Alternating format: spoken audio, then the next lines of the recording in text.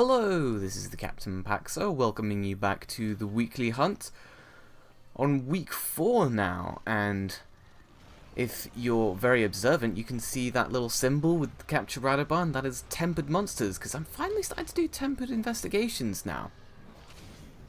Which is nice, of course, get some extra decorations and those stream stones for when I can augment my weapons, because I haven't actually gotten to that point as far as I can tell. I mean, I've done all of the assignments, like I did the 2 tempered in basil gooses and the tempered Kirin, but I haven't figured out how to actually augment my weapons yet. So maybe it's some optional mission that I have to do. Maybe once I get to a certain hunter rank I'll be able to do it. I'm not too sure. I haven't figured it out yet, but I will be figuring it out very soon. In fact, it might even be by the time that you're watching this video I've already learned how to do it. You know. Speaking of things that'll happen by the time this video is out, Deviljho. As of the time of this recording, it is however many hours until the live stream on the 14th of March. Hasn't happened yet, and well, we'll find out, won't we? Not sure if Deviljho is going to come out with the live stream, or if it's going to be after, like some point after, like the live stream is going to tell us when it's coming out, which is what I reckon, but we'll see. Fighting Radoban, using the longsword, actually, which is a weapon that I really want to get good with, but I don't know. I ain't. Like, it's a really cool weapon that has a ton of power to it. But like I said, I'm not particularly great with it. Getting better, though, with the foresight slash. But landing that foresight slash can be a little bit difficult, because you can get the dodge. Dodge isn't too hard to get. It's the what is it? The hit after that, you know. Oh look, and Basil Goose has just turned up. Ah dear. Before the actually before the tempered Basil Goose assignment, I hadn't actually fought a Basil Goose, so I mean, I had fought them, I just hadn't killed them, if you get what I mean. I just, like, throw a dung pod at them, and then let that be that, you know? Which, I don't know. Was that a good idea? I mean, it was fine. The tempered Basil Goose assignment, sorry, was, it wasn't particularly hard. They did a shit ton of damage to themselves, so I guess it wasn't too bad of an idea. But I'm gonna have to farm a lot more Basil Goose in the future, aren't I, to get all of those materials. It's just Basil Goose comes in again. I just can't be bothered to kill Basil Goose every time he decides to interrupt a fight, because that's what he does. He just comes in, interrupts a fight between you and another monster, drops a bunch of bombs, and then buggers off. You know, usually bringing another monster with him. So I tend to just like to throw a dung pod at him, get him to bugger off, and then I can fight the monster myself, you know? Which in this instance is Rathian, because I wanted to upgrade some Rathian weapons, namely the, what's it called? The Royal Rose, the Rathian Sword and Shield. I wanted to get that, and I needed some Rathian Plus parts, but more specifically, I needed Rathian Spike Pluses. Oh, the drop rate on that, and the amount that I need it's nasty. I need another 5, I think. I need another 3 to get the 3rd Rathian Sword and Shield. And then I need another 5 after that. So, yeah, I need another 8 Rathian Spike Pluses, which I think are more common on regular Rathian than they are on pink Rathian. So, I'm going to farm up a bunch of pink Rathian because I need those materials for the Rathian weapons. But then I'll just go back to green Rathian to get those spikes. Or at least that's as far as I understand it. Again, could be wrong. We'll find out. but making that tail a priority, because that's the best chance of getting it. I'm reminded of the Rathalos, the plate runs, that animation by NCH Productions, where the whole squad just focuses the tail, gets the tail, carves it, no plate, just retire the quest then, because in my understanding is that in much older Monster Hunter games, it was just more efficient to cut off the tail, search it for a plate, and then reset than it was to actually kill the Rathalos and try and get a plate that way. So that's just what people did. Of course, now I'm almost certain that it's a lot more efficient to actually fight the monster, and of course, I need the all of the materials, so of course I'm going to be fighting more of the monster. I need those things. Oh, and this is quite funny as well. Or, not funny, but incredibly fortunate. Like, holy shit. So this was, I think this was a different Rathian investigation. And it had 2 silver rewards and 2 gold rewards. So I've just captured it right there. Cut off its tail, of course. Tried to get that Rathian spike. But the rewards that I get from it just completely blew my mind. And completely blew me away. I was not expecting to get what I got. And what did I get? Not 1, not 2, but 4 Rathian rubies. 4. 1 as a bonus quest reward, another 2 as silver rewards, and another 1 as a gold reward. My fucking god. 4! Holy shit! Oh dear. Dear, dear, dear. But of course, as every week, there's a new event quest or something to get some unique piece of gear, and this week there was the fancy shades, the gunner shades, or whatever they are, you know, that you get from killing the 3 Zizi Yaku, which, man, it's just adding to my ginormous roster of killed Zizi Yaku. I think at this point I've got over 70 hunts against Zizi Yaku, which is by far the highest number of monsters that I've killed of any one species. It was quite funny too in this special arena. I killed one of them, and the other 2 were in the other side of the arena. I tried to lure one of them away to fight one of them at a time, just to kind of make it a bit easier, because otherwise they just spam flashes at each other, but because they're immune to their own flashes, they just keep doing it and nothing's happening apart from you getting flashed, which is very frustrating. So I tried to separate them by using the fence, but I kind of pulled the fence up a little bit too early, so they were both on the other side of the fence, and we had this kind of like Phantom Menace Darth Maul moment where I'm just waiting for the fence to drop. I'm just pacing up and down really impatiently, trying to find some sort of weakness that I can bust open this fence, but there's nothing I can do. I just have to wait for it to drop, so that's what I do. The fence drops and then I take on both the Zizi Yakus. Only difference is I didn't get cut in half, you know. Oh dear.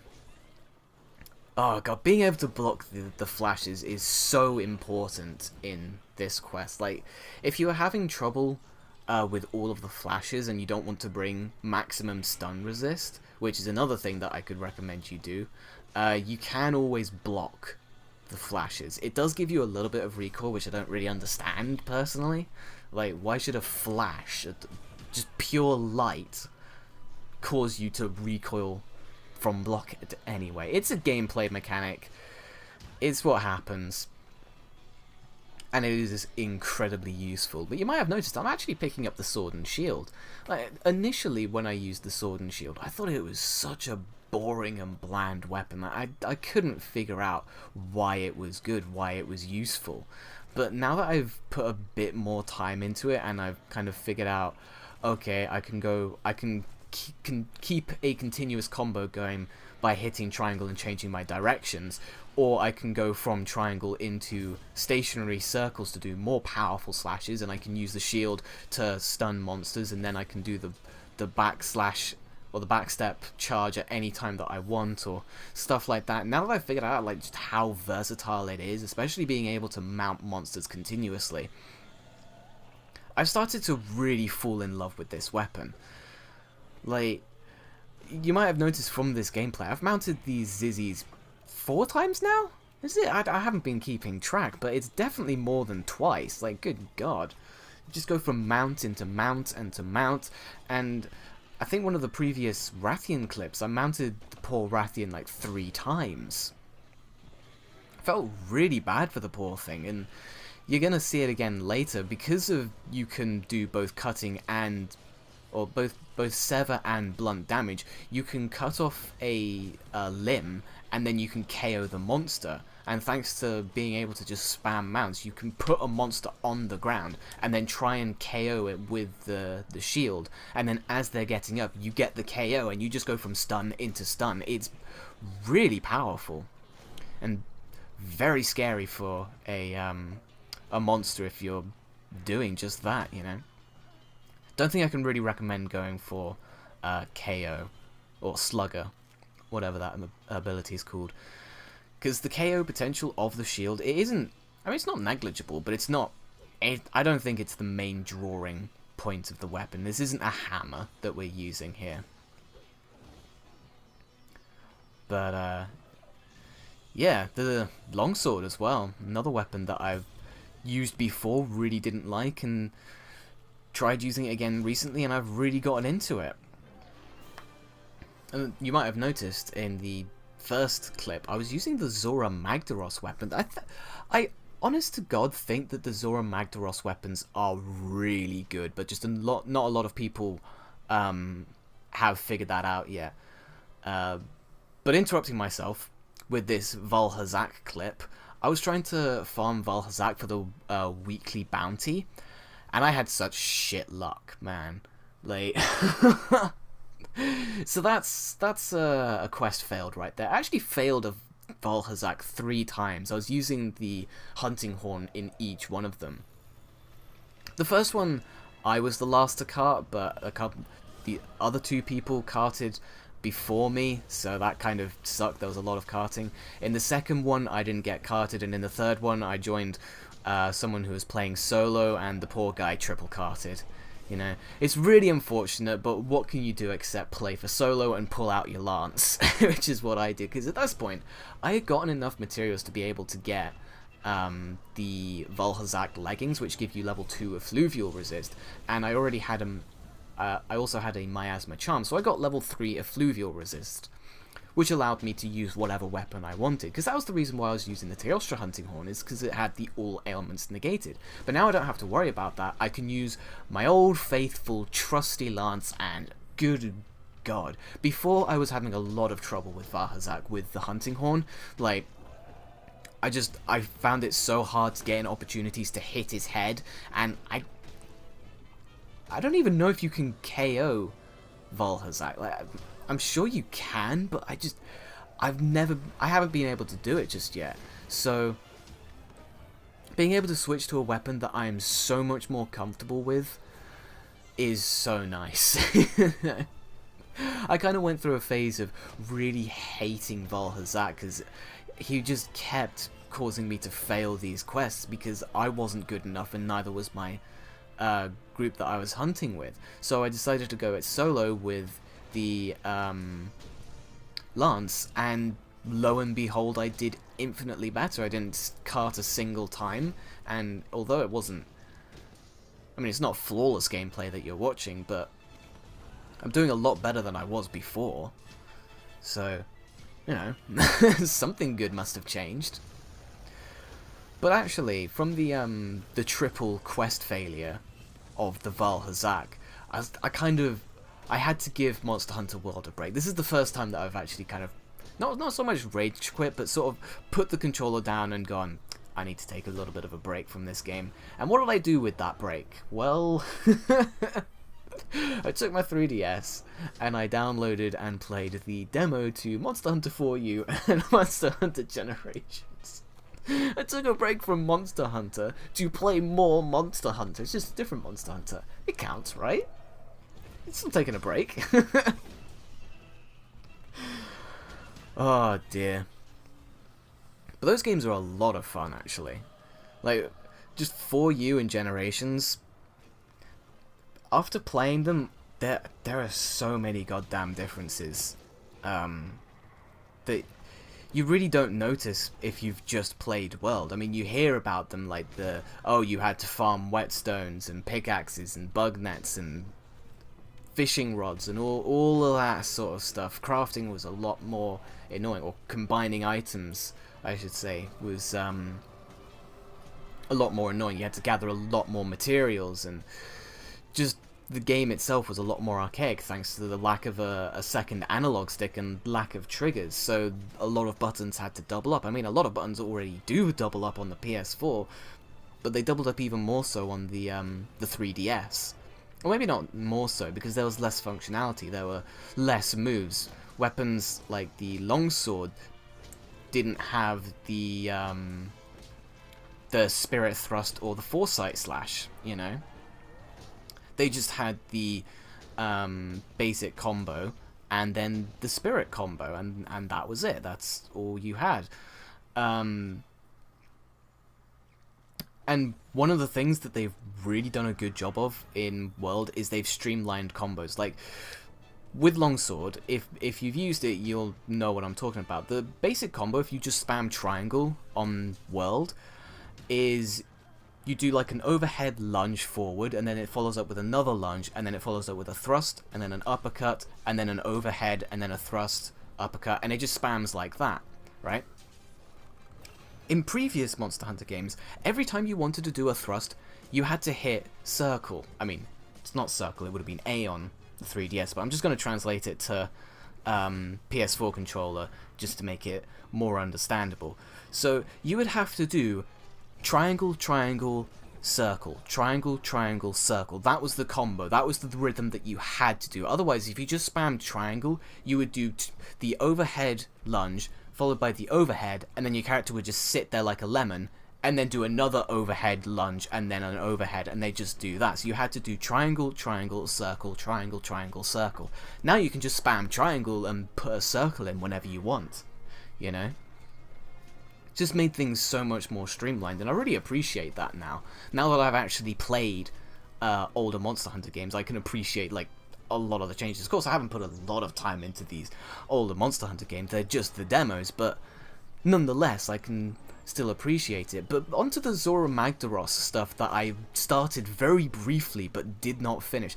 Zora Magdaros weapons, I think they're actually really, really powerful because they have an insane amount of physical damage. Like, physical damage that beats out Nergigante weapons. And Nergigante weapons are kind of like, they're the baseline for high damaging weapons. Most weapons, most damaging variant are the Nergigante weapons. That is, if they don't have a Diablos weapon or a Zora Magdaros weapon. The thing about the Zora Magdaros weapons that I think really puts people off is the fact that unless you use handicraft, you only get green sharpness, which is awful. The difference between green sharpness and blue sharpness is huge. It's such a damage increase. I think it's like it might actually be like a 25% damage increase. It's such a massive damage increase that only having green sharpness really lets the Zora Magdaros weapons down. But that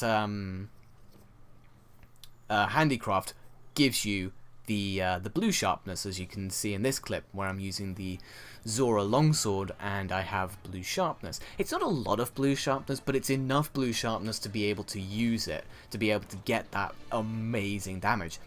The other thing is the minus or the negative affinity, and with the longsword it's minus 20%. I'm not too sure what it is for other weapons. I think the greatsword is also minus 20, but I haven't really checked out all of the Zora Magdaros weapons. I've just used the longsword, as I lose my words. So that can be a bit of a turnoff, but again, like, even with damage calculations, like in calculating, like, okay, you take its attack and then you take the minus 20% affinity, you put them together, what's its actual attack, you know?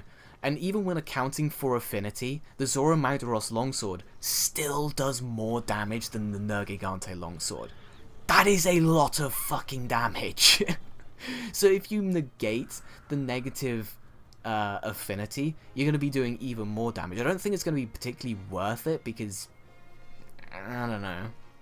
I think there are just more useful skills to get, like handicraft and maybe protective polish and other stuff. But the last thing I think some people might be put off by is the fact that the weapon has innate elemental, and you might think, well, why is innate elemental a bad thing? And it's because at the moment the the meta's really focused on doing as much raw physical damage as possible. This is why you see Diablos weapons absolutely everywhere. You use a Diablos weapon, you put on the Elementalist, and you just do crap tons of damage. The Diablos Tyrannus is the most popular charge blade for this reason. It just does so much damage, even with the negative affinity. Because the elemental damage in this game is capped to a certain point, which I've heard rumors of them actually removing for G rank, which I hope to God is true, because it'll make elemental weapons a lot more popular. Because like I said, right now everyone's kind of going for like raw damage, physical affinity builds. That's just the meta. That's what everyone's doing right now.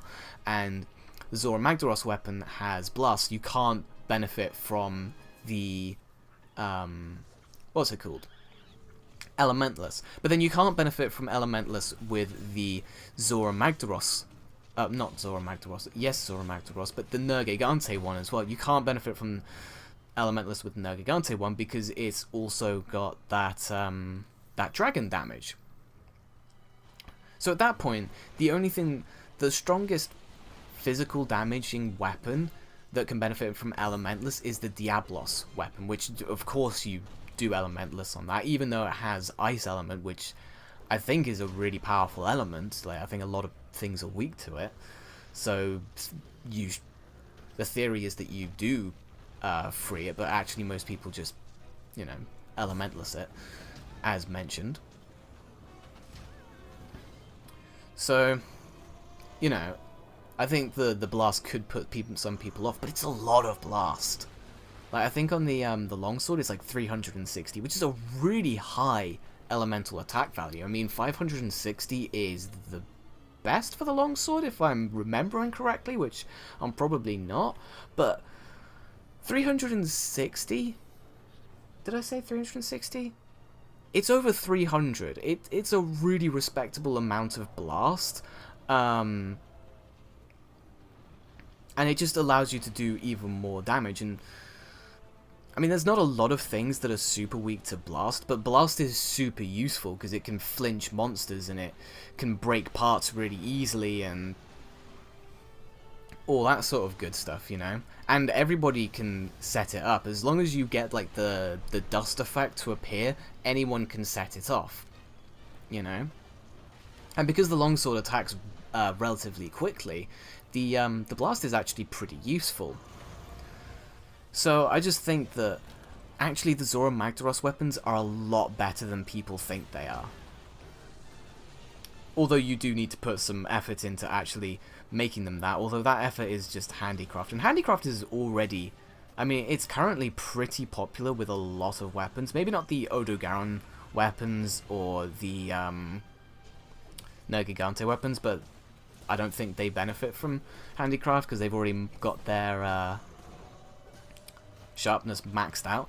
But with a lot of weapons, they just have that tiny sliver of sharpness. So getting that handicraft is just really nice, especially for people who don't have protective polish like me. I have no idea when I'm going to get protective polish. Probably not for another 2 or 3 weeks, It's meant to be a really rare drop, and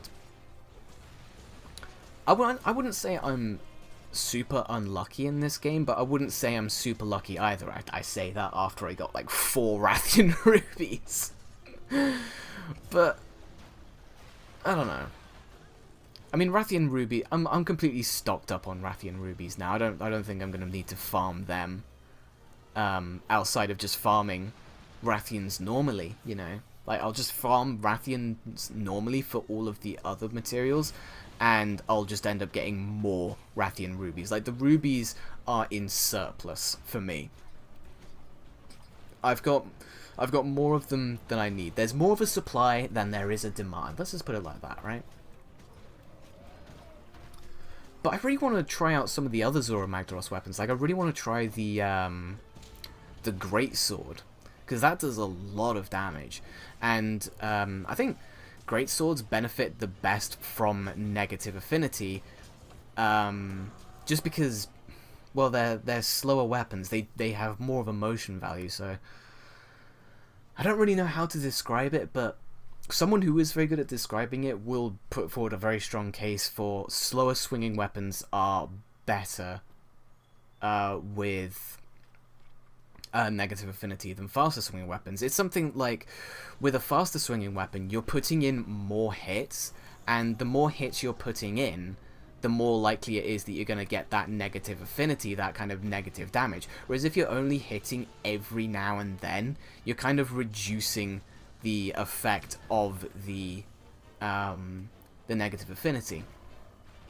I guess it's kind of like a population size in an experiment or something. If you have a population of one person, and you're measuring like the population of people with blue eyes, for example, and that one person has brown eyes, then 100% of your population, 0% of your population have blue eyes. Whereas if you test that with 100 people, all of a sudden there's a lot more people to choose from. Maybe you have like 42 people with blue eyes, 46 people with brown eyes, and like 2 people with green eyes. You know, all of a sudden you're like, okay, so 42% of people have blue eyes. There's a much larger pool of results to draw from. So maybe it must be a similar thing with the Greatswords and negative crit. Look at that magic pixel, by the way. Holy shit. Tempered Kirin hits freaking hard. I have just enough elemental resistance to be able to survive being one-shot by Tempered Kirin. Well, actually, I don't. Depending on the attack that he does, if he does a weaker attack, I can survive it, but only if I'm at full life. If he does a stronger attack, then I better be wearing one of my mantles, the Vitality or the Thunder Resist, because otherwise I'm out. I'm back at camp. This is frustrating. So I sleep bomb, or rather I put Kirin to sleep, and Insect Glaive just immediately wakes him up. I'm like, no! Oh, that sucks. But this is the assignment for the Tempered Kirin. We've already had 2 cuts, and there's the fail. Damn. Oh dear, what can you do in those situations? Like I said, other than just go into solo and try the fight out for yourself. Oh, this is funny. Kirin, I'm chasing Kirin up to his nest, and he comes out of nowhere and just whacks me as I'm swinging from wedge beetles. It did such a small amount of damage, but like I said, if I don't have full health, I could get one shot, so I have to drink a potion and top myself off. But this is the Kulu bow, which I argue is the best bow in the game, because you have the sleep coating, which means you can just sleep bomb quite effectively. And you also have the para coating, which means you can paralyze monsters, put them in a position where they're really easy to hit and they can't fight back.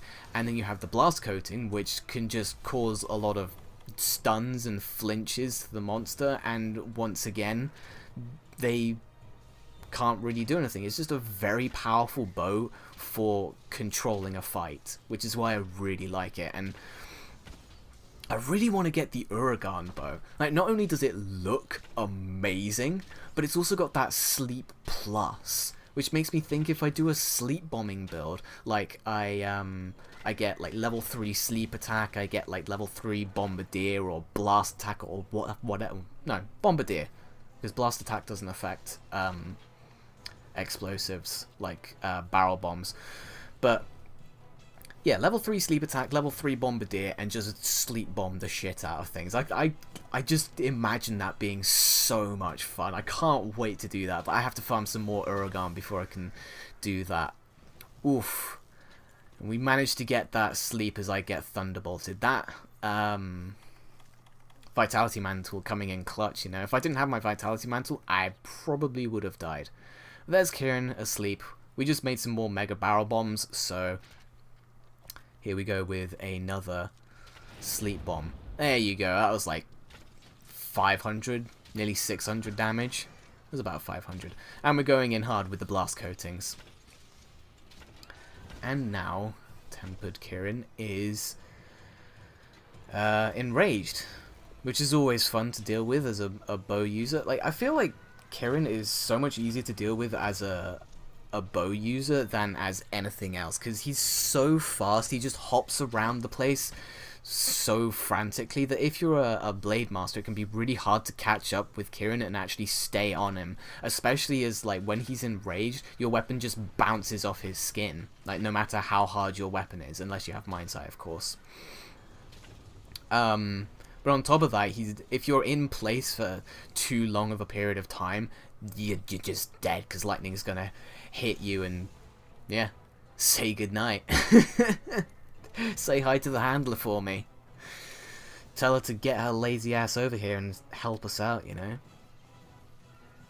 But with a bow, it's so much easier. I mean, it's still not ridiculously easy because your arrows just bounce off of Kieran's skin and does no damage, so you have to hit Kieran in the head, which is a small target on an already small monster that is moving around incredibly frantically. Just makes for a very hard target, but thanks to the bow's mobility, you can stay really safe whilst you're fighting Kieran, so that's just what I decide to do, you know. Every time I fight Kieran, I bring the bow because I'm very confident in my abilities with the bow against Kieran, you know.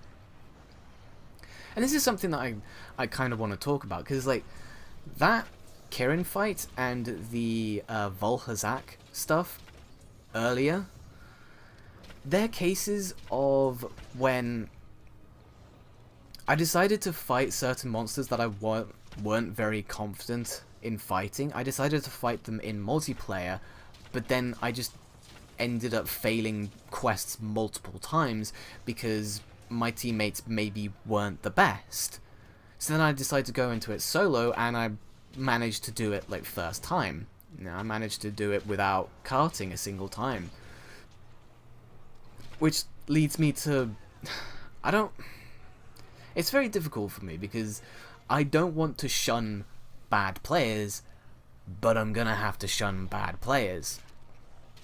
Because even just saying, like, oh, I joined some randoms and then I failed, like, all of my quests, but every time I play solo I always win. As soon as I say something like that, newer players are gonna be like, oh, maybe I shouldn't play solo because I'll probably just end up causing the hunt to fail, and these experienced people will get really annoyed and they'll lose out on their rewards and all of that, and it'll just be a really bad time. And there is some truth to that, but at the same time, the Monster Hunter community is really friendly and really respectful, at least from what I've experienced. And me personally, I don't mind if we fail a hunt. I'll be a little bit disheartened, but it won't piss me off. So if you're worried that, like, we're gonna get really angry at you for being like, ah, you fucked up our hunt, you should never have joined, yada yada yada, it's not really gonna be like that. It's more of like okay, we failed this hunt, but we'll get them next time. It's more of an upbeat kind of attitude, which I really like about Monster Hunter. It's just something about Monster Hunter in general. Like, all these super edgy games, which I hate that term, edgy, but it's such a good descriptor of the games that have been releasing lately, you know, like Rainbow Six Siege and The Division and Destiny, just all these, like, super edgy games where the protagonist on the box art is, like, brooding. They're like, this is really dire, the world's ending, and I've got an existential crisis. You know? It's like, it gets that shit was fun and exciting and interesting when I was, like, 17, you know. I'm nearly 20 now, which makes me feel like an old man saying that. because I'm really still a child at heart. But I want something uplifting. I want something exciting. I want something that just embraces the fun and the madness and the goofiness. And that is exactly what Monster Hunter World is about. It is all about that. Just uplifting, fun, exciting, just all things positive. You know, because I spent most of my teenagehood just being a bit, like, really sulky and gloomy. I'm kind of sick of that. I want something happy. So let's play some Monster Hunter, right? And let's be a bit more positive about my life as opposed to just being like, oh, it's all shit. It's all awful and oh, the world's gonna end. I mean, it probably will be. Let's not kid ourselves here, but let's at least have some fun whilst the world burns, right?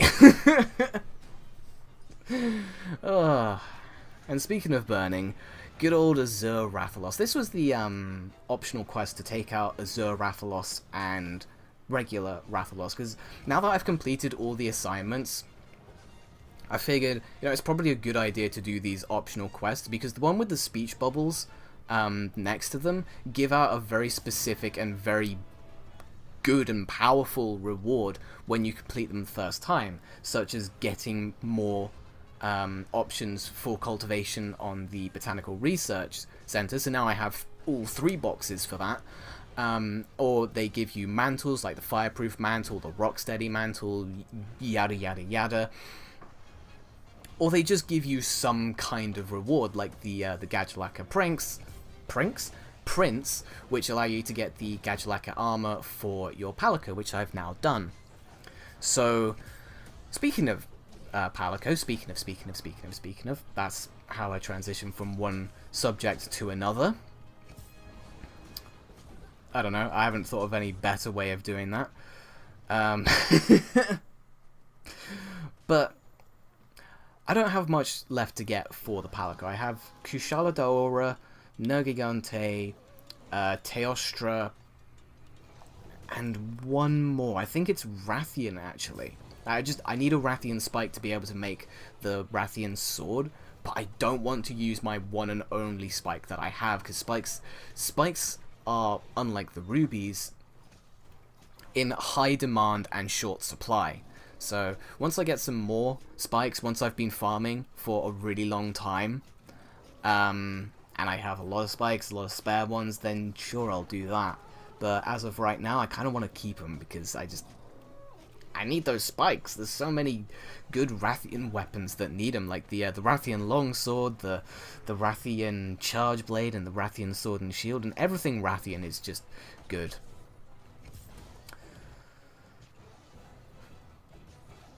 Another tangent. Well, not really tangent. It's all tangents. This is the weekly hunt. It's all tangents here. It's all Monster Hunter talk. It's all just having a good time, kind of casual chat about a game that I love. Right?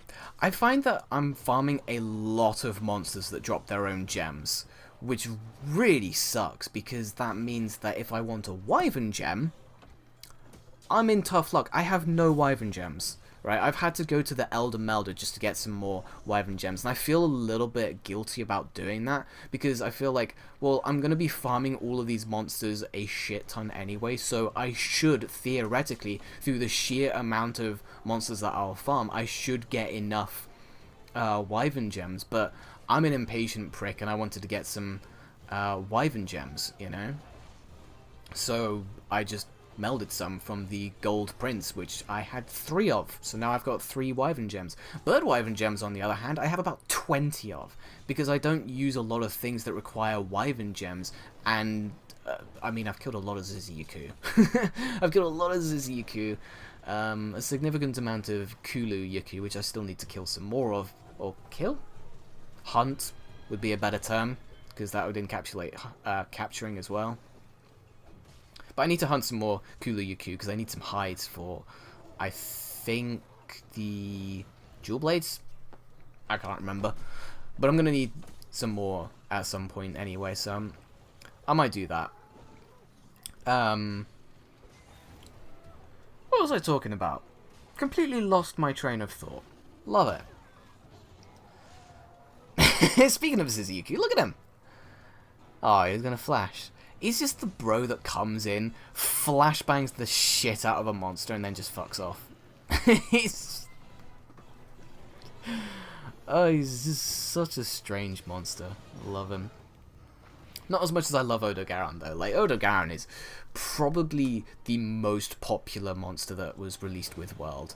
Like, I mean, come on. He is the super badass flesh puppy that inflicts bleed in the Rotten Vale, which the Rotten Vale has some of the best battle music in the game. Like, it's so good. It's so good, in fact, that I've actually watched some remixes of it. Remixes, would that be the right word? I think so. One that was an electric guitar kind of compilation by Husky the Geek, I think it was. And then a piano version of it by Wolfie Melon. Really, really good. It's such a fantastic piece of music. I'm not sure if the Rotten Vale battle music is my favourite or if it's the Coral Highlands. Like, the Coral Highlands has some fantastic battle music, in my opinion, and I really get into it, but there's just something about the Rotten Vale music that just really kicks a fight into overdrive and really makes you excited for it. I don't know. Just my thoughts.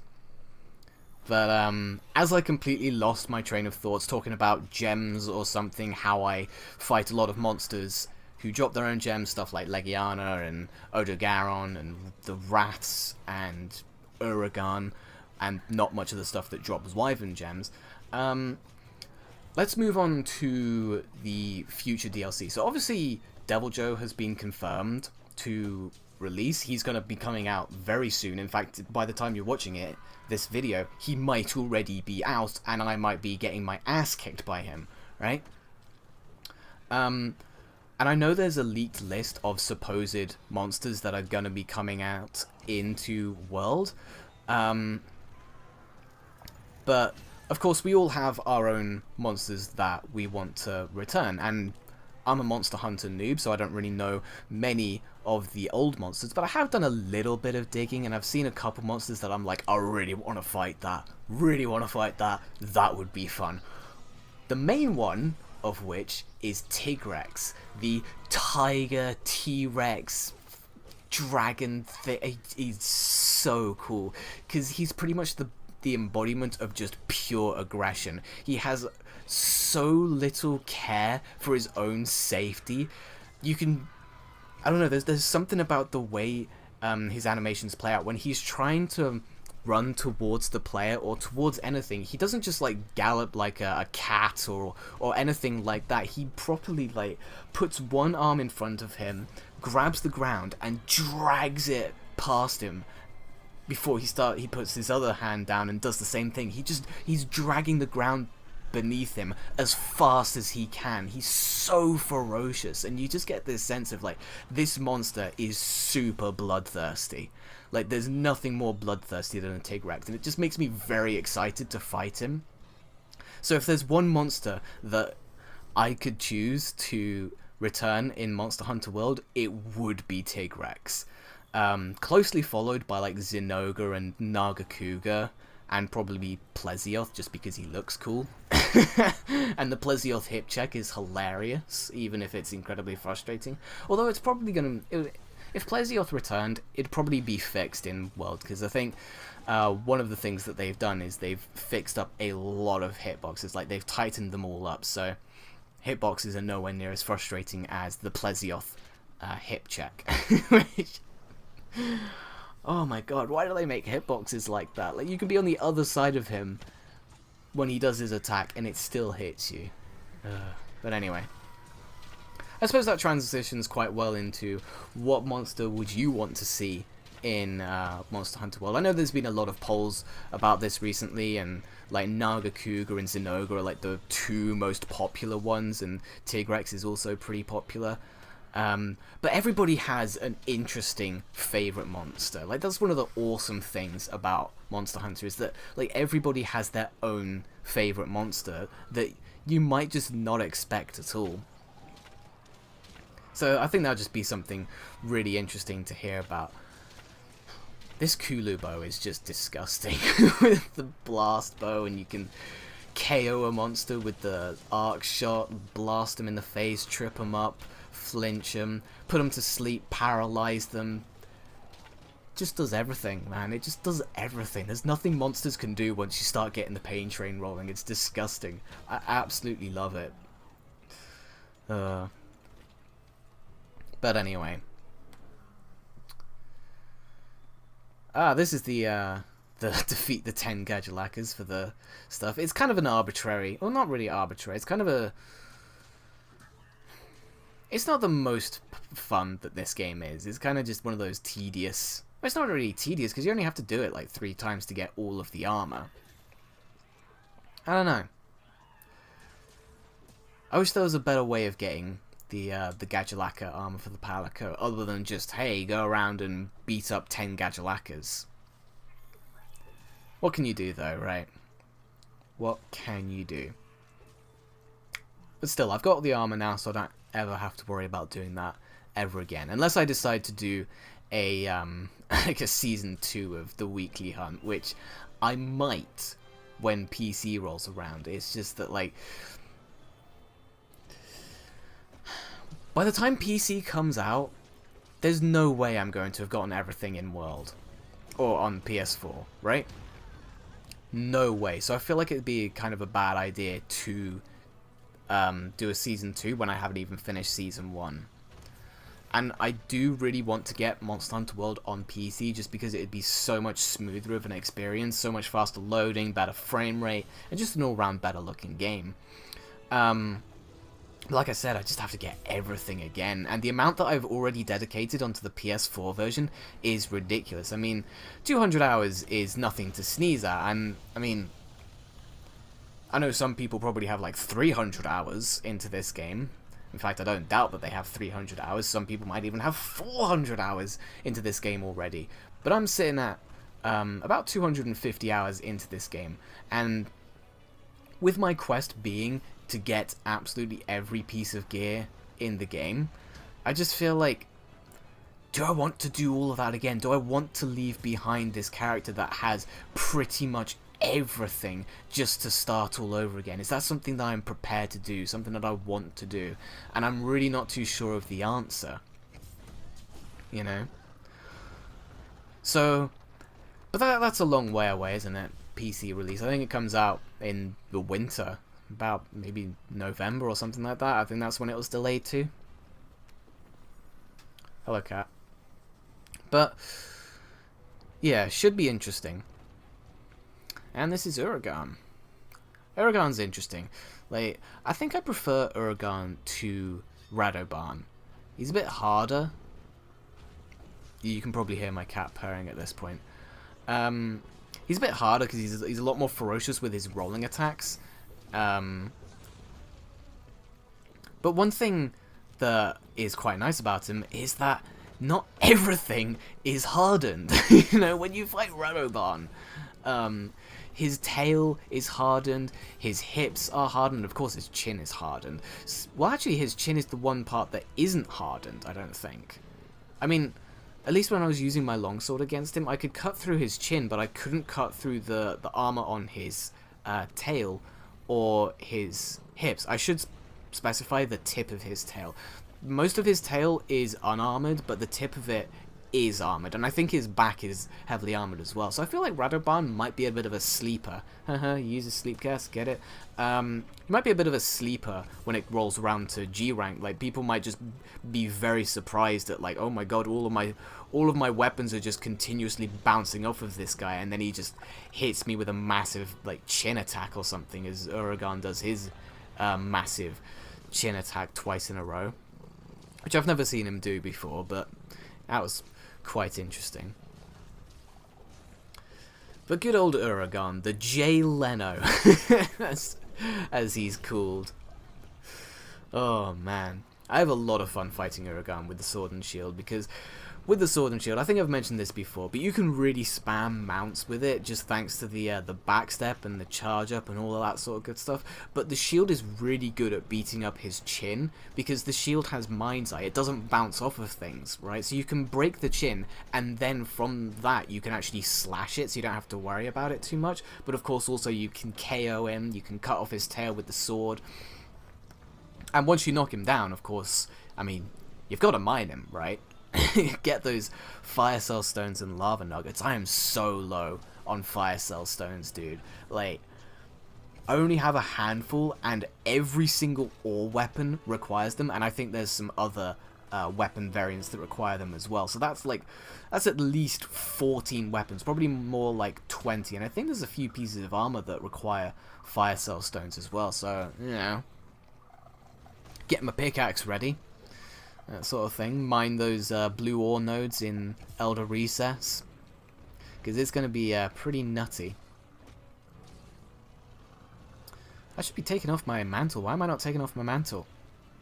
What am I doing? My mantle's wasted. Whenever you have completely exhausted a mantle, you should take it off just to like get it to start recharging. Because if you're in the middle of a fight, then you might actually be able to get it to recharge in the middle of our fight, and then you'll be able to use it again. I mean, that's what I was doing against the Kirin, you know. I would just juggle the Thunderproof Mantle and the Vitality Mantle, because they both provide the same result, that is to protect me from a one-shot in case I needed it. I didn't always need it, but sometimes I really did need it.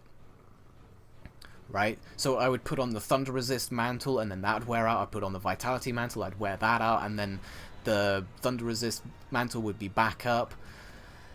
And it's just really useful, you know.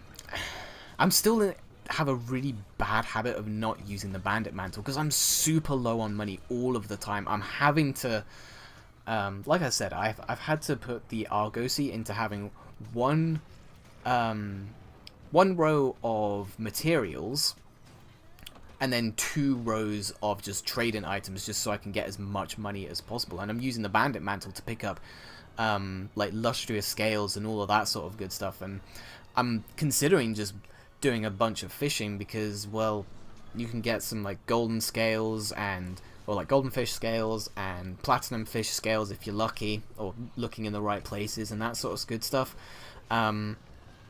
But I'm not sure if it's too worth it just yet, because some of the materials that you get from the fish are not really all that useful. I mean, the sushi fish is really useful. A lot of people refer to the Astera jerky when trying to cure bleed, but I'm not actually too sure how much or how long the Astera jerky takes to eat. If it's anything like a steak, it shouldn't take as long as a steak, but because at that point you just crouch, right? But it's probably not as quick as the sushi fish, and even if it is, I'm pretty sure Astera jerky just like restores stamina, whereas Astera jerky, the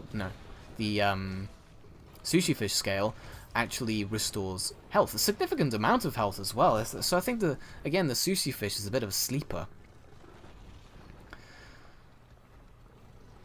But overall, bleed isn't really too terrifying, especially if you got your level 3 bleed resist charm, which you should have when fighting Odogaron, because it's a lot more threatening. It's a lot more prevalent of a threat than, say, a Uragan or Radoban sleep, because if you get hit by that, you can just drink an energy drink, and it really doesn't happen all that often. So most of the time, you're better off just bringing something else like Slugger or Handicraft, or literally anything other than sleep resistance, you know? Which is kind of my mentality when I was going up against Kirin. I was like, okay, I have the knowledge that if I get hit, I'm dead. And once you have the knowledge that if you will get one shot, you can kind of do a lot of different things with your build. So because you can instead focus on pure offense instead of focusing on defense. And when you focus on pure offense, you can get some really fast kills. I mean, I'm no speedrunner, but if I was a better player, I would probably be able to get some pretty quick kills on these monsters, especially if I had better gear, because that is something I'm lacking in. Well, it's mostly the charms. Like, I need to start building up the charms, but it's difficult because there's so many things that I need to farm. I kind of need to make a priority list of, like, okay, I'm going to farm this, and then I'm going to farm that. But instead I just do, like, one fight against Uragan, and then I move on to, like, Rathian or something. I don't focus on Uragan until I get that one piece of gear that I need. Which is terrible of me, I know. But, like I said, I need to start prioritizing stuff. This is quite funny. So Uragan's exhausted at this point. I go in for one little hit, and he just dies. After he rolled around a bunch, he's super exhausted. I go in, do 13 damage, and he just sort of falls over. And I'm like, oh, poor Radoban. But as is tradition, here is my guild card. Finally hit Hunter rank 71, almost 72 at this point, actually. And changed it up from last time. Kind of going with a bit of a princess vibe with the queen rapier, which is not upgraded. It should be pink to kind of fit my the rest of my apparel. And that's what all the weapons I've been using. I've been using a lot more lance and a lot more sword and shield and longsword, as you can see. Palico stuff is pretty much as where it was last time, only I've leveled up the Gadulaki unity a little bit. It's almost maxed out, which I'm pretty excited about. Got some more armor this time. One thing you might have noticed actually in this episode is I didn't show any of the upgrading. I decided to take out all of the fluff and just show the action. Let me know what you think about it, because like, some people might want to see what I'm upgrading and what I'm getting and all that sort of stuff. Like, what is my progression path like, as opposed to just how I'm fighting all of the monsters. But, you know, it was just sort of an experiment, this video. And of course, here are all my hunting log of all the large monsters. So that pretty much brings us to the end of this episode. So thank you very much for watching, and I'll catch you next time.